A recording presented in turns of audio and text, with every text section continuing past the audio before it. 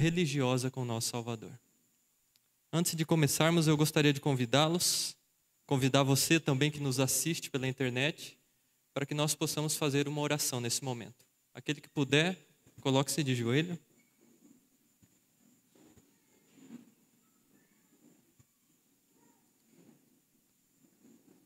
Santo e amado Deus, bondoso e eterno Pai, nós mais uma vez viemos aqui, ó Pai, para adorar o Teu santo e eterno nome.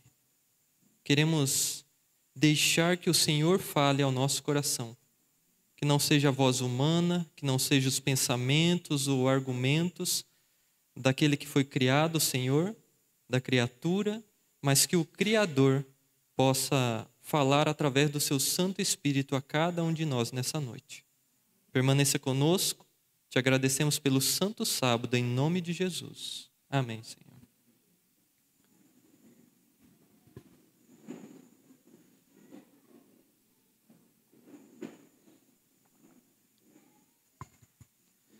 Queridos, eu sei que talvez alguns de vocês já estejam cansados, a semana chegando ao final, agora de noite, alguns acordaram bem cedo, estiveram aqui adorando o Senhor já no devocional, mas peço que orem ao Senhor para que o sono possa ir embora e que o alimento espiritual mais uma vez possa nos preencher.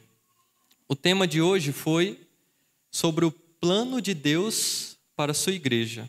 E eu quero falar com vocês, começando com essa pergunta de como está a tua igreja? Hoje é muito comum as pessoas reclamarem da apostasia que está acontecendo na igreja.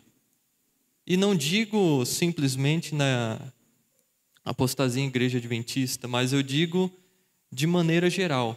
Se você conversar com qualquer pessoa de qualquer denominação, todos vão dizer que hoje as pessoas não se importam mais com a religião.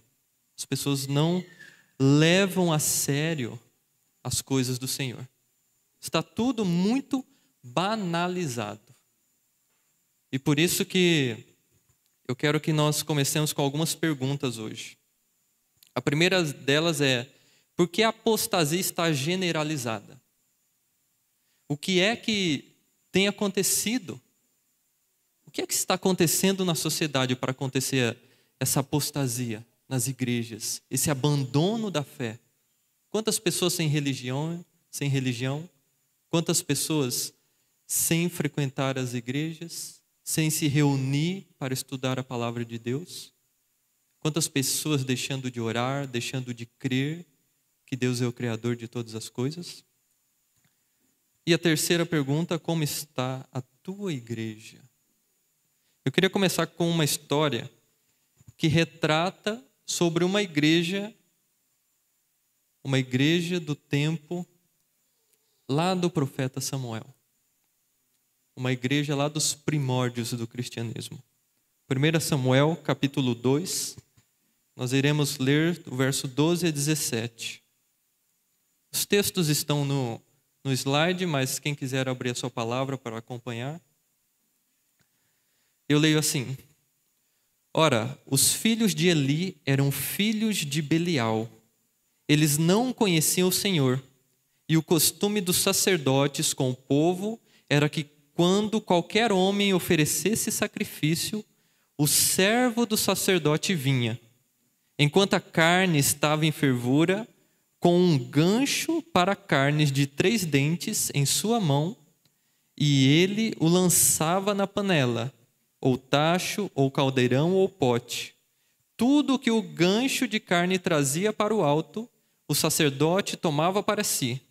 Assim faziam em Siló a todos os israelitas que para lá iam. Contextualizando, queridos, ali naquela época, havia o templo, e as pessoas iam até o templo cumprir as suas festas anuais, e ali eles traziam os seus sacrifícios perante o Senhor.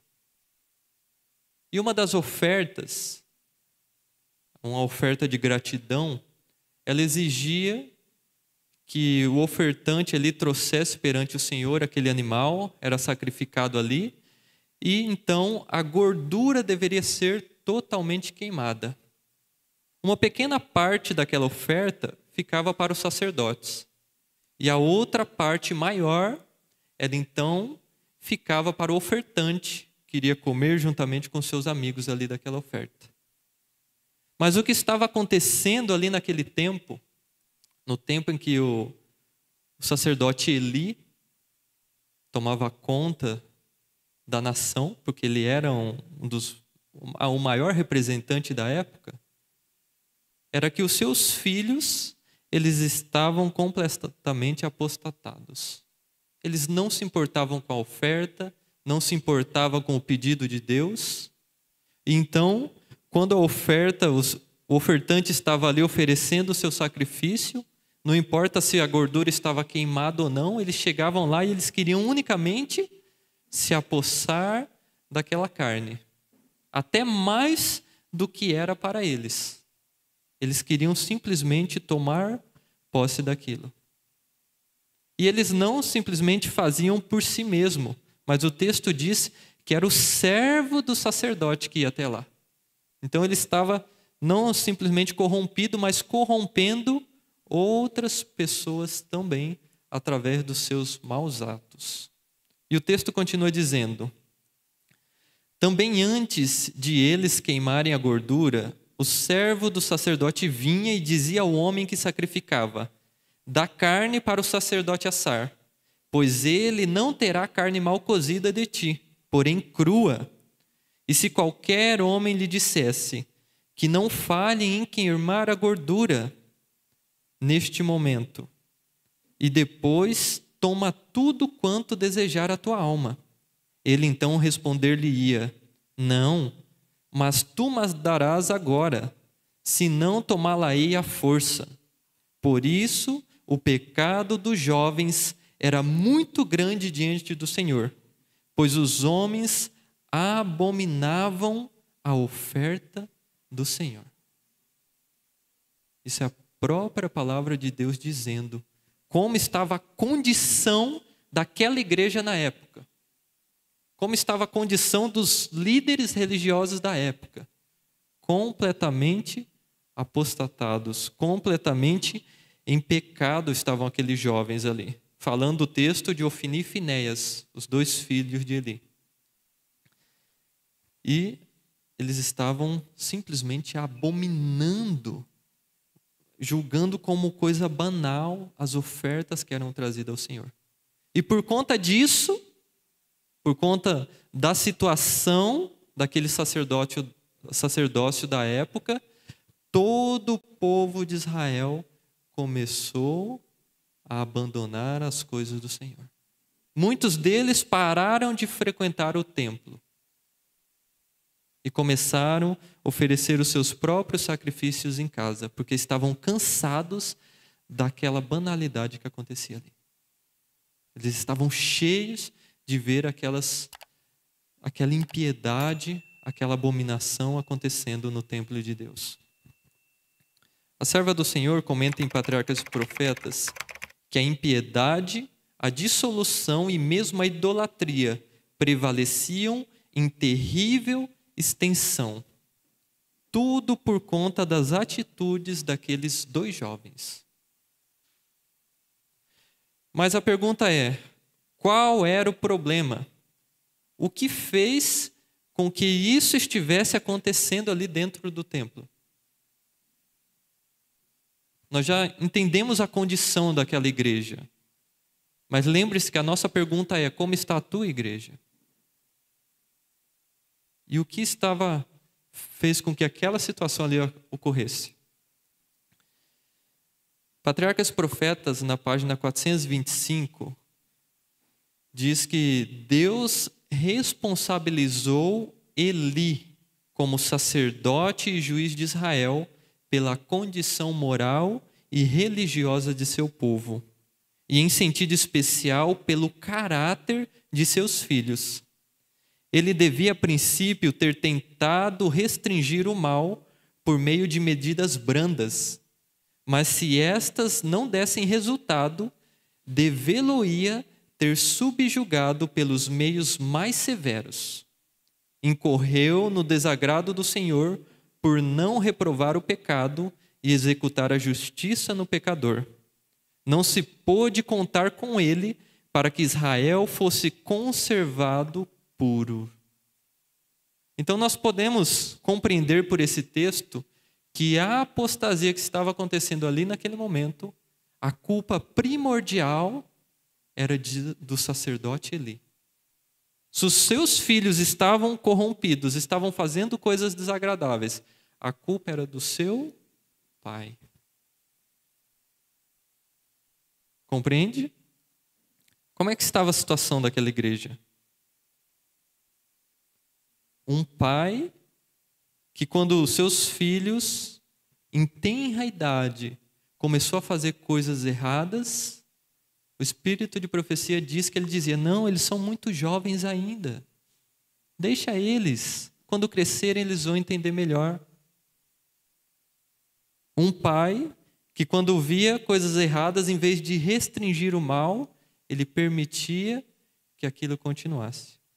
E quando os filhos ficaram grandes, estavam ali servindo no templo, ou se servindo das coisas do templo, melhor dizendo, a lei dizia que aqueles filhos, aqueles homens, eles precisavam morrer. Você sabia disso? Eles deveriam sofrer pena de morte, porque eles estavam completamente praticando coisas abomináveis perante o Senhor. E aquilo não era permitido. Mas ele estava tão condescendente com seus filhos que, quando ele foi falar, porque o povo já estava reclamando com ele das ações dos seus filhos, ele até foi falar com seus filhos. Mas seus filhos estavam tão acostumados a não dar bola porque os pais falavam, que eles nem sequer se importaram e continuaram praticando as mesmas obras.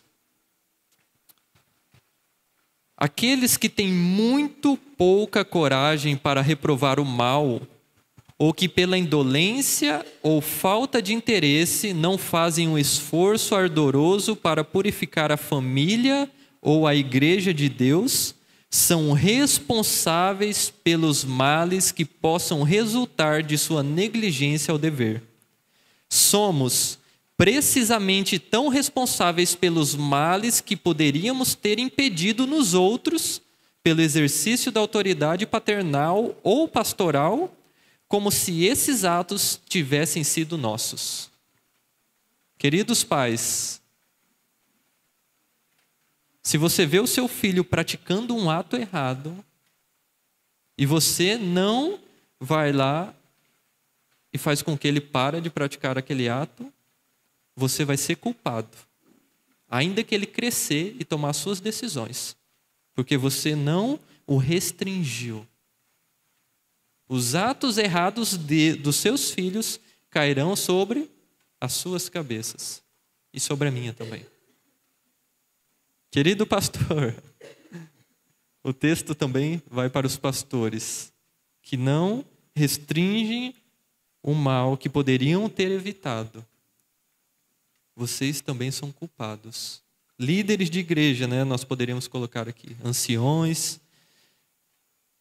Todos que têm uma responsabilidade sobre alguém e não evita que o mal ocorra, você será penalizado por esse mal. A minha pergunta é: como está a tua igreja?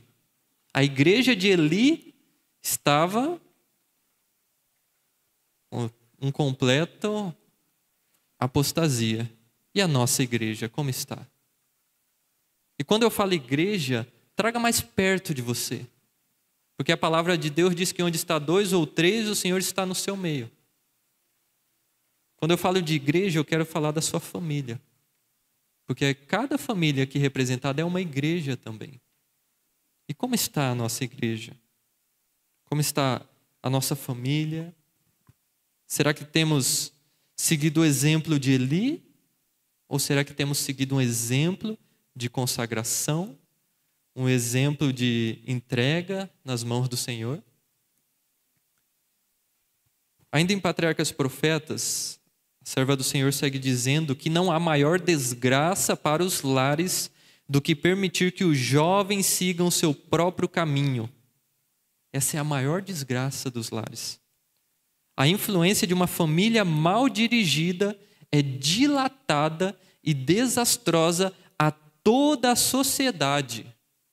Veja que o dano não permanece só dentro da sua casa. O dano ele se estende, ele se arrasta e atinge não somente a igreja, mas toda a sociedade de maneira geral. Acumula uma onda de males que afeta famílias, comunidades e governos. Se condescende com os filhos em práticas ruins, ou ao mesmo tempo em que os pais fazem profissão de religião, a verdade de Deus é levada ao opróbrio. Não foi isso que aconteceu com Eli? A verdade de Deus no santuário ali, algo que exemplificava a vinda do Salvador, foi levado como coisas banais, como opróbrio. Por conta de filhos que não foram restringidos na prática do mal. Se os que professam a religião, em vez de aplicarem esforços ardorosos, persistentes e diligentes para manter um lar bem dirigido em testemunho dos benefícios da fé em Deus, forem frouxos em seu governo e condescendentes com os maus desejos de seus filhos, estarão a fazer como Eli. E trarão injúria à causa de Cristo e ruína sobre si e suas casas. Outro dia eu mencionei a respeito de Ló. Um homem que foi frouxo na sua liderança. E por conta daquela frouxidão, ele trouxe o mesmo que Eli, ruína sobre a sua casa. Morte sobre todos os membros da sua família, com exceção a ele mesmo. Mas no caso de Eli foi ainda pior, porque até mesmo ele perdeu a sua salvação. Porque ele preferiu o que era mais fácil. É muito mais fácil você permitir uma pessoa fazer o que ela quer. É muito mais fácil, é muito mais difícil você ter que ir lá, é algo chato, vou usar essa palavra. Você ter que conversar com a pessoa e restringir o mal e repreender. É muito mais fácil você deixar as coisas acontecerem naturalmente.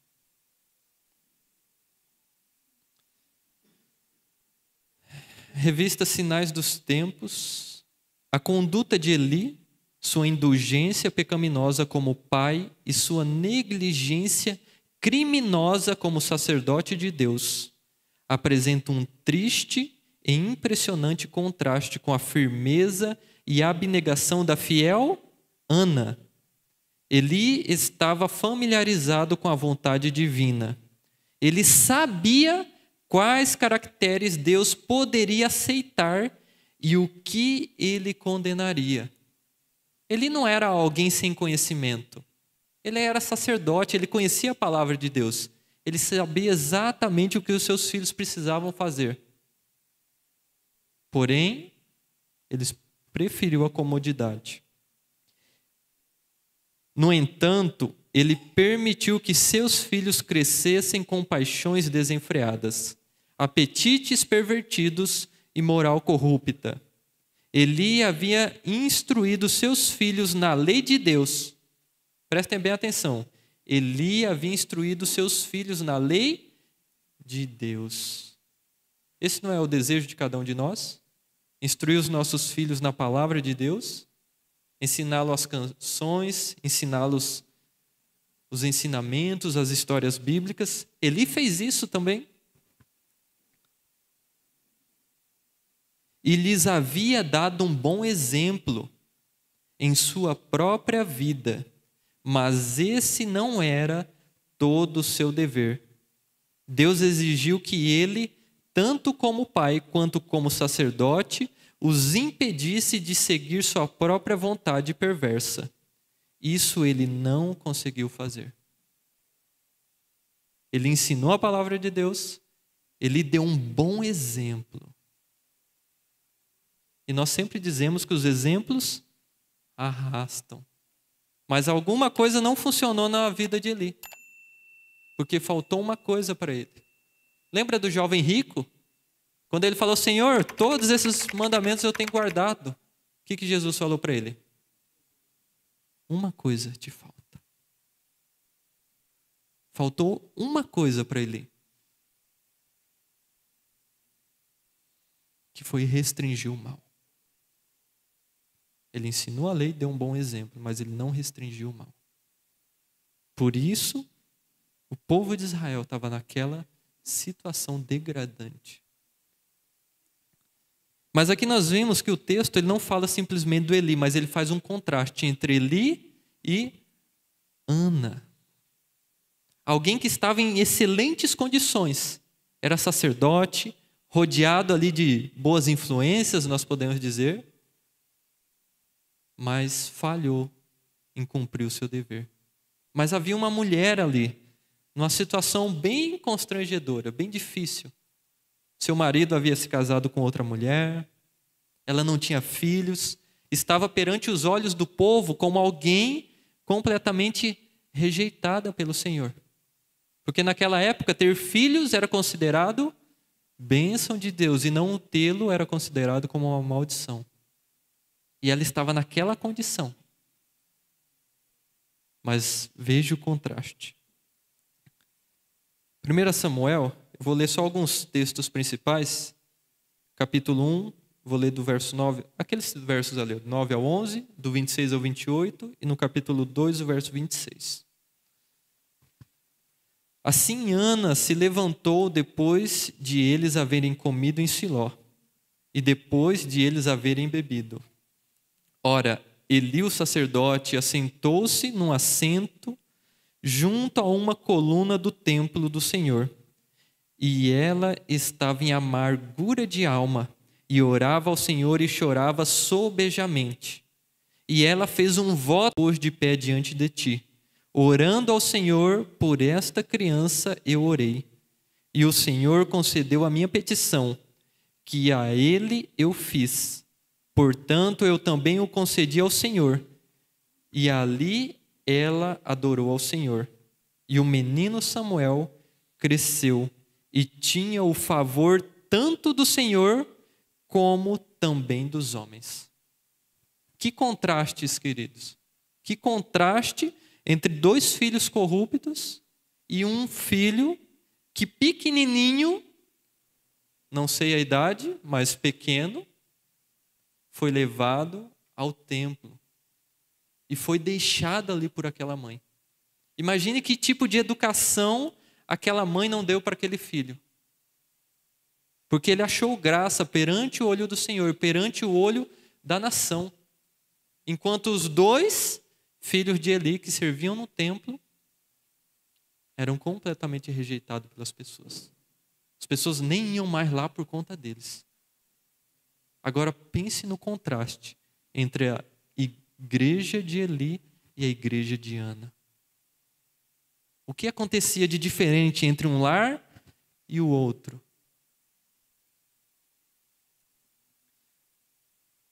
A melhor prova de cristianismo de uma casa é o tipo de caráter gerado pela sua influência. As ações falam mais altos do que a mais positiva profissão de piedade. As ações é aquilo que as pessoas vão ver. É aquilo que mais vai chamar a atenção das pessoas, o tipo de caráter que está sendo formado dentro de cada lar. Orientação da criança, página 197. Durante os 3 primeiros anos da vida do profeta Samuel, sua mãe o ensinou cuidadosamente a distinguir entre o bem e o mal.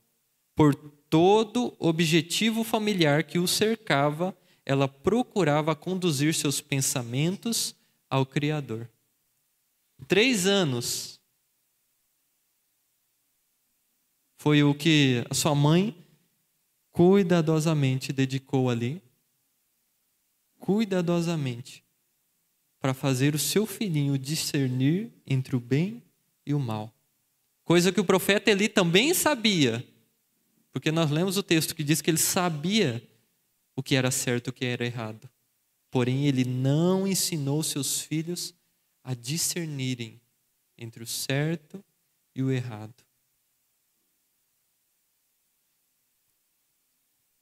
Mães, estais certas de que disciplinais devidamente vossos filhos durante os seus 3 primeiros anos de vida. Não lhes permitais formar suas vontades e desejos. A mãe deve ser mente para os filhos. Os 3 primeiros anos são o tempo para vergar o rebento. As mães devem compreender a importância desse período. É aí que é posto o fundamento. O que é mais importante para um prédio? É o seu telhado? Alguém já falou, é a base, o fundamento. Quantos jovens nós vemos na Bíblia que tiveram um bom fundamento, mas depois foram lançados em meio de povos ímpios, povos pagãos, mas não se afastaram dos caminhos do Senhor? Nós podemos pegar o exemplo de Daniel, que foi levado para a Babilônia, José, levado para o Egito, Moisés, também levado para o Egito, mas todos eles tiveram mães que aproveitaram os primeiros anos para firmar o fundamento nos caminhos do Senhor. Gostaria que toda mãe pudesse perceber quão grandes são os seus deveres e responsabilidades e quão grande será a recompensa da fidelidade. A influência diária da mãe sobre os filhos os prepara para a vida eterna ou a morte eterna. É o que prepara? A influência diária. Perceba que Ana, ela rodeava o seu filho e ela aproveitava cada coisa que ela via ao seu redor para ensinar a palavra de Deus para o seu filho. Mas quantos filhos não ficam largados hoje em dia? Seus pais estão no trabalho, ou estão no celular, ou estão fazendo qualquer outra coisa, e os filhos estão à deriva, como um barco em alto mar, no meio de uma tempestade. Ela exerce em sua casa um poder mais decisivo do que o ministro no púlpito, ou mesmo o rei em seu trono. Então, mães, aquilo que você faz dentro de casa tem um poder maior do que qualquer poder que qualquer pregador, qualquer pregação possa trazer sobre a vida do seu filho. Você levá-lo depois na adolescência perante o Senhor vai ser uma bênção. Mas seria ainda maior se você cumprisse o seu papel dentro de casa. Porque pode ser que quando você levar na adolescência não dê mais tempo. Pode ser que as coisas do mundo, as coisas lá de fora já estejam tão encucadas que será difícil tirar aquela semente que ali já foi plantada. Agora, o que esses ensinos primários têm que ver com a igreja? Afinal, o tema de hoje é a igreja. O que esses ensinos para as crianças têm a ver com a igreja? A restauração e reerguimento da humanidade começam no lar. A obra dos pais é a base de toda outra obra. A nossa missão é pregar o evangelho a todo mundo, a toda criatura, a toda nação. Mas os filhos é o futuro da nação. Se nós não conseguimos cumprir o nosso dever, são eles que serão a geração que vão cumprir. E eles precisam estar arraigados para poder restaurar e reerguer a humanidade. A felicidade de famílias e igreja depende das influências domésticas. A felicidade de quem? De famílias e igrejas. Você quer ter uma igreja feliz? Quer ter uma igreja que serve ao Senhor? Como estão sendo as influências domésticas? As influências do lar? O mundo não necessita tanto de grandes mentalidades como de homens bons que serão uma bênção em seu lar. E onde são formados esses homens bons? No lar. Influências domésticas do pai e principalmente das mães. Fundamentos do lar cristão. O lar adventista. A sociedade compõe-se de famílias e é o que a façam os chefes de família. Do coração procedem as saídas da vida.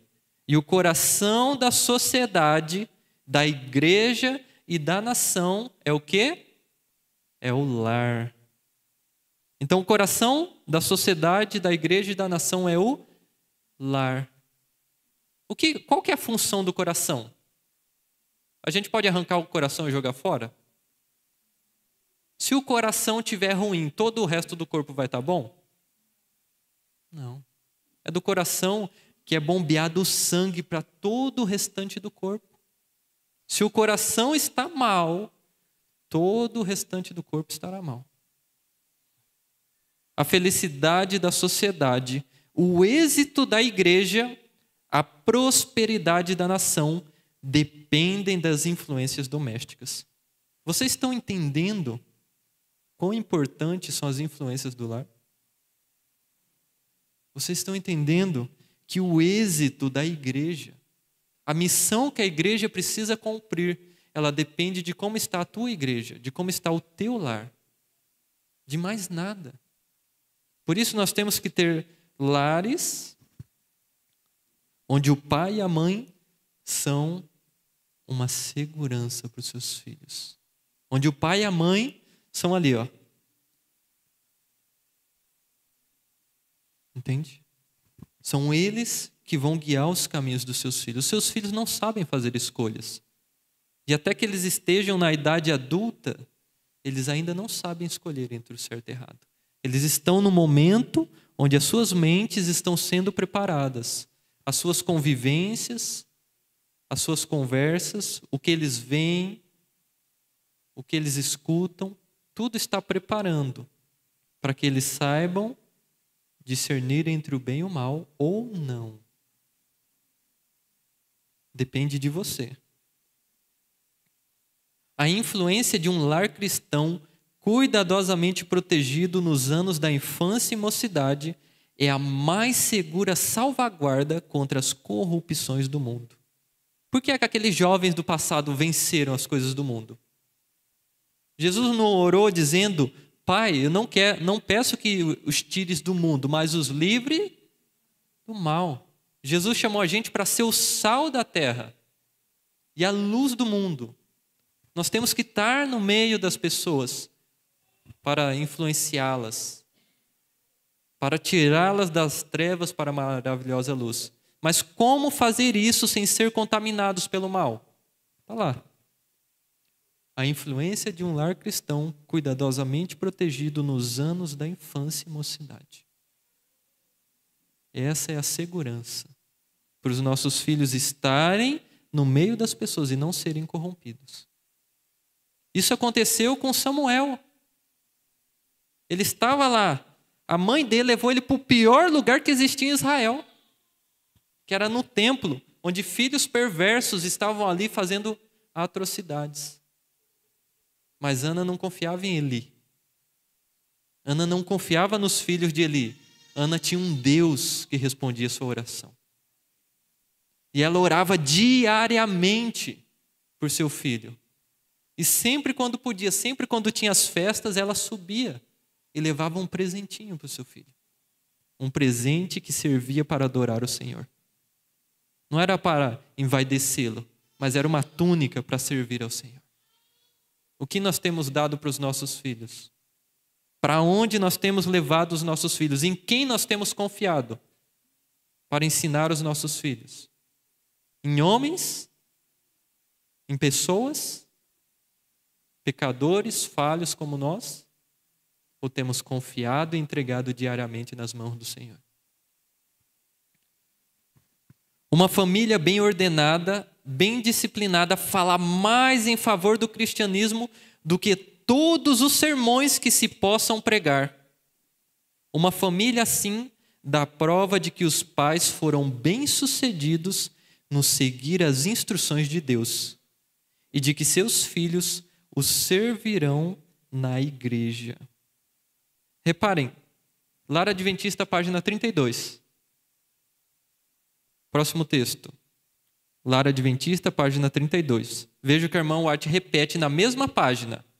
A maior prova do poder do cristianismo que se pode apresentar ao mundo é uma família bem ordenada, bem disciplinada. A gente já não leu isso no verso anterior? Na mesma página ela repete pela segunda vez. Isso recomendará a verdade como nenhuma outra coisa o poderá fazer, pois é uma testemunha viva de seu virtual poder sobre o coração. E pela terceira vez ela repete na mesma página: uma família bem ordenada e disciplinada é mais preciosa aos olhos de Deus do que ouro fino, mesmo que o mais fino ouro de Ofir. 3 vezes ela repete: uma família bem ordenada e bem disciplinada. Será que é importante esse tema? Eu nunca vi ela repetir 3 vezes o mesmo tema na mesma página. Mas esse tema é tão importante que ela repetiu. Agora, o que é uma família bem ordenada? O que significa ordenada? A palavra ordenada, ela vem do verbo ordenar, ou dar ordem, ou pôr em ordem. Um lar, para ser ordenado, ele precisa que haja regras. Um lar sem regras não é um lar ordenado, é um lar bagunçado. O céu é um lugar de regras, de leis. Se não aprendermos a amar as leis, o céu não será um lugar para nós. Foi por isso que Lúcifer foi expulso de lá. Eu já comentei isso outro dia. Conselho sobre mordomia. Há homens do mundo que têm o poder de organização dado por Deus, que são necessários para levar avante a obra para esses últimos dias. Então, esses homens que têm o poder da organização, eles são necessários para levar a obra de Deus avante nesses últimos dias. E aonde vão ser formados homens desse tipo? Num lar bem ordenado. Não tem como uma criança crescer num lar sem leis, sem regras, e ainda assim se tornar uma pessoa ordenada, organizada. É impossível. Repare as pessoas do mundo. Se uma criança ela cresce com um catador de lixo, qual que é a probabilidade dele ser um catador de lixo? É muito grande. Entende? Porque o ambiente, ele é o que nos torna, é o que nós vamos ser. É aquilo pelo qual nós estamos rodeados. Eu cresci em um lar onde a bebida alcoólica era muito constante. Eu me lembro que a primeira vez que eu experimentei um copo de bebida alcoólica, eu tinha apenas 8 anos de idade. E o que eu me tornei alguns anos depois, com 11 anos de idade, eu estava matando aula para ir comprar bebida alcoólica. E com 15 anos eu era um alcoólatra. Porque o ambiente onde vivemos é aquilo que nós vamos nos tornar. Que tipo de ambiente temos dentro de casa? Que tipo de ambiente estamos dando para os nossos filhos? Quais são as condições? O que eu quero que ele se torne? É justamente aquilo que eu tenho dado para ele. A perfeita ordem e harmonia na cidade santa. Todos os anjos comissionados para visitar a terra levam um cartão de ouro e, ao entrarem e saírem, apresentam-no aos anjos que ficam às portas da cidade. Esse é um texto que eu já tinha ouvido falar algumas vezes, mas eu achei interessante procurar para mostrar a ordem do céu. Nem lá no céu o anjo entra e sai de qualquer jeito, não. Lá a perfeita ordem e harmonia. Até mesmo os anjos do Senhor têm um cartãozinho, chega na porta, está aqui o cartão. Esses são anjos comissionados para vir para a terra. Como é que a gente pode agir de qualquer maneira? A limpeza, o cuidado e a ordem são indispensáveis para a manutenção adequada da família. Limpeza, cuidado e a ordem. A tua casa tem que estar asseada. Porque nós falamos de famílias do céu na terra. Se o nosso lar nós queremos que seja um pedaço do céu, o antegozo do céu, ele tem que se parecer com o céu. No céu não há bagunça, no céu não há sujeira, no céu não há desordem. Queridos, eu estou passando rápido e acabou que alguns livros eu nem li o nome ali, mas vocês depois podem retornar no vídeo e podem estar vendo ali. Mas a maioria dos textos estão em Lar Adventista e Fundamentos do Lar Cristão. Esse aqui é Conselhos para a Igreja. Lembrai-vos de que no céu não há desordem e que o vosso lar deve ser um céu aqui embaixo. Lembrai-vos de que ao fazerdes fielmente dia a dia as pequenas coisas que devem ser feitas no lar, sois colaboradores de Deus, aperfeiçoando um caráter cristão. Não importa a atividade que você faça, não importa se você é uma dona de casa, não importa se você é um missionário, as pequeninas coisas, elas precisam ser executadas, principalmente dentro do lar. Cada atividade, ela é essencial para a formação do nosso caráter. Seja lavando uma louça, seja varrendo um chão, a gente fala muito isso aqui no IAG. Seja recolhendo um lixo. Tudo é importante para a formação do nosso caráter. Porque quando você limpa um chão, e eu gosto muito de falar isso com os meninos que trabalham comigo, tirem exemplos de tudo que vocês fazem. Quando você limpa um chão, na sua mente, você está criando um caminho que diz, isso precisa estar limpo. E aí você vai pensar, o meu caráter também precisa estar limpo. Também precisa estar brilhando, purificado. Mas se você é um desleixado, se o seu lar está sempre bagunçado, o seu filho está sempre vendo isso, o que ele vai pensar? De qualquer jeito, tá bom. O que Deus precisa para levar avante a obra nesse tempo? Nós já lemos lá atrás. Homens que têm o dom da organização, para poder ordenar os seus lares, para poder ser uma bênção na sociedade, uma bênção na igreja e concluir a obra que Jesus deu. Queridos, como está a tua igreja? Essa é uma pergunta para reflexão, para mim e para a sua reflexão.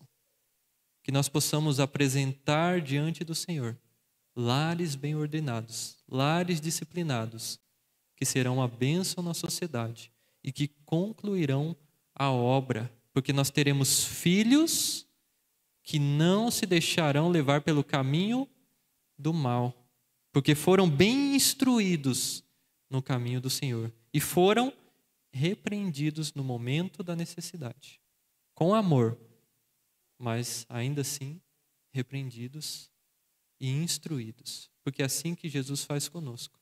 Ele repreende, ele nos exorta e nos ensina. Que Deus possa abençoar a vida de cada um de vocês. Vamos orar?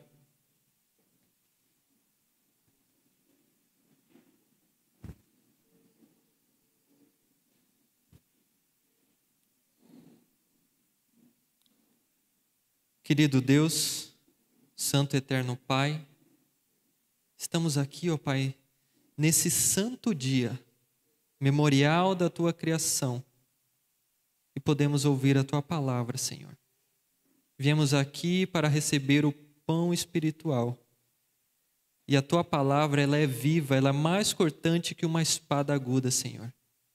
Então divide o nosso pensamento, divide a nossa mente, Senhor, de maneira com que a Tua verdade possa ser entronizada. Talvez tenhamos, durante tanto tempo, negligenciado o nosso dever, Senhor. Talvez tenhamos, durante tanto tempo, permitido que o nosso lar não esteja ordenado. Mas rogamos a Ti, ó Pai, nesta noite, que o Senhor nos ajude para que tenhamos famílias disciplinadas, famílias ordenadas, famílias que habitarão no céu, juntamente com os santos anjos. Queremos ter um céu aqui na terra, Senhor, mas que isso não aconteça depois do milênio, pois a Tua promessa é que isso pode acontecer agora. Por isso rogamos, ó Pai, ajuda-nos nas nossas dificuldades. Ajuda-nos, Senhor, nas nossas faltas, para que possamos corrigir primeiro em nós, para que então, depois possamos ordenar a nossa casa, ordenar a igreja e ordenar a sociedade. Permaneça com cada um que acompanhou essa mensagem, Senhor. É o que nós oramos em nome de Jesus. Amém.